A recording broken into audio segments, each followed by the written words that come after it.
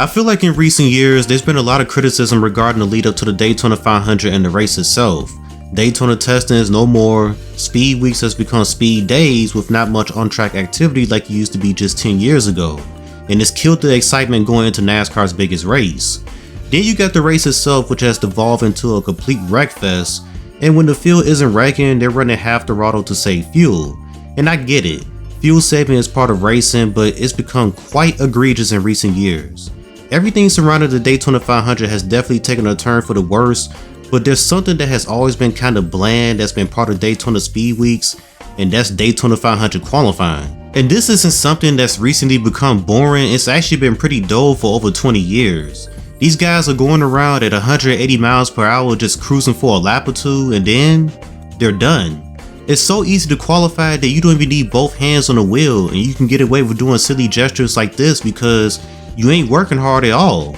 It's all about the launch off pit road, which is important, but once you're up to speed, you just lock it down to the bottom and try to hold a steady wheel and see what you come away with for a lap time. The only interesting aspect for qualifying for the Daytona 500 is open cars trying to lock in on speed. But other than that, it's nothing to get excited about at all. Now, let's compare that to another crown jewel event, qualifying for the Indy 500.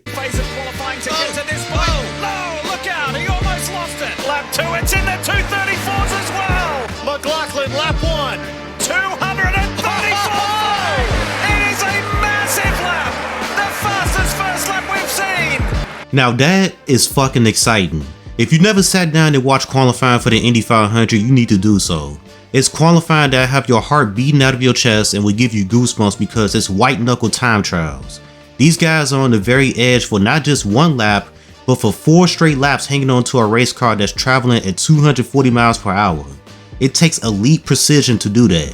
It's absolutely insane, and it makes these drivers look crazy as hell because who the hell can do that? Not everyone.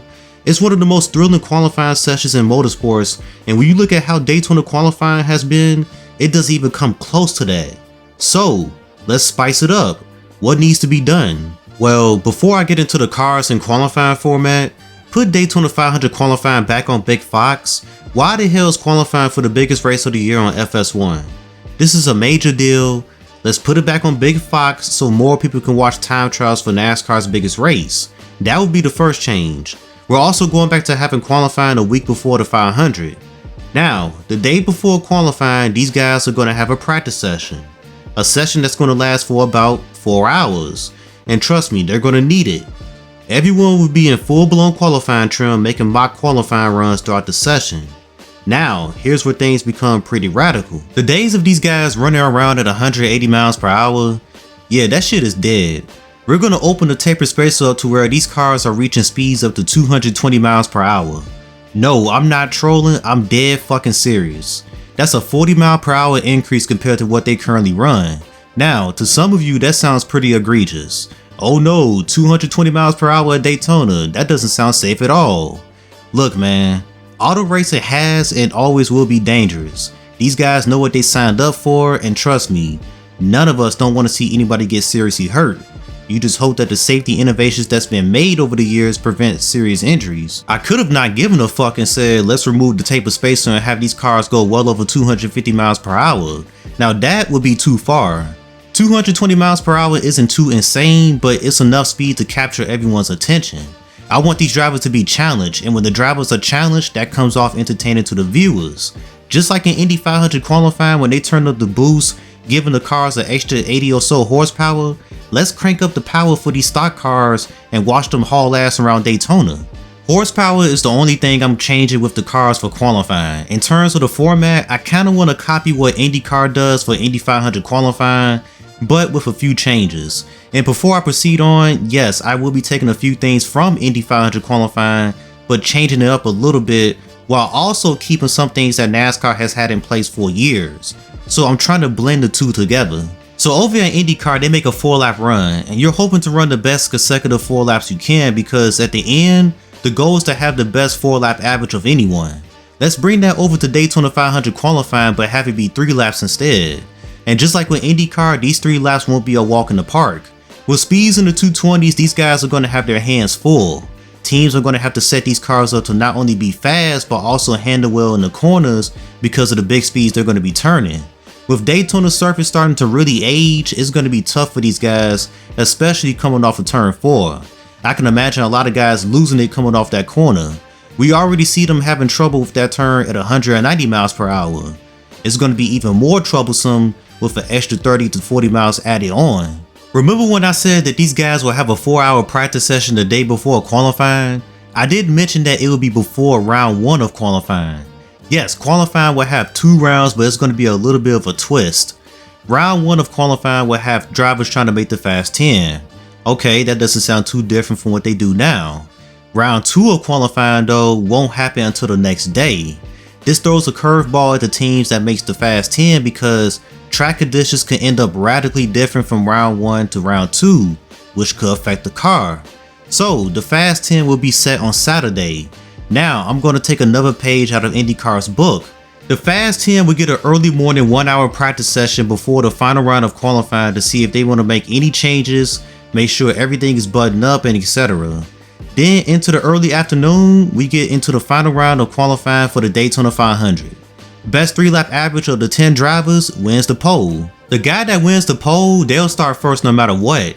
This also will go for the rest of the Fast 10. No matter what happens for the rest of speed weeks, first to 10 positions are locked in. Some of you may not like that, but I wanted the Fast 10 to be rewarded. It tells everyone that making the top 10 in qualifying is a huge deal. Not only to have an opportunity to run for the pole, but also to have this benefit which the rest of the field won't have. So what about 11th on back?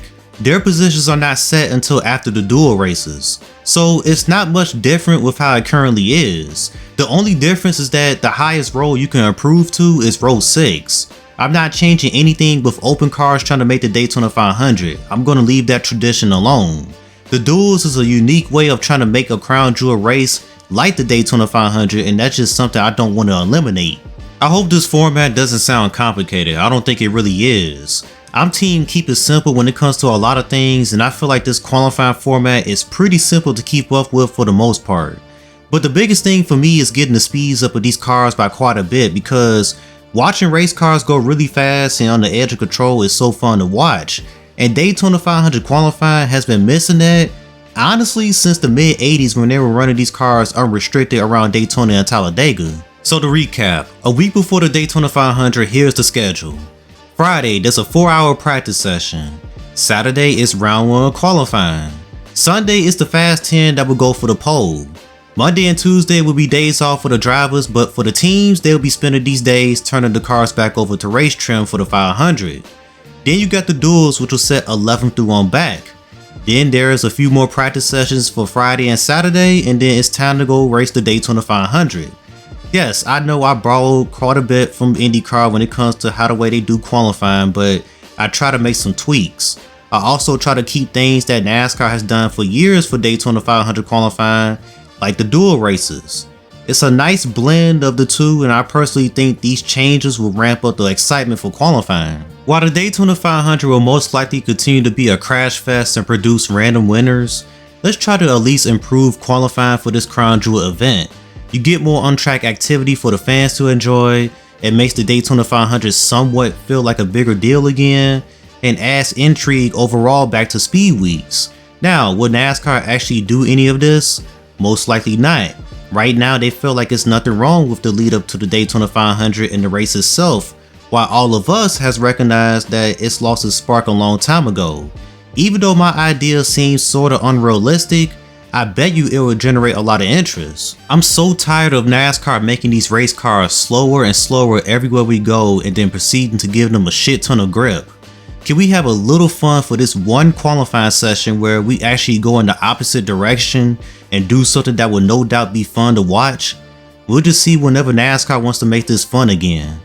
So that's how I would settle qualifying for the Daytona 500. I want to ask you guys, how will you change Daytona 500 qualifying? Or will you leave it alone? Do you like what I suggested in this video?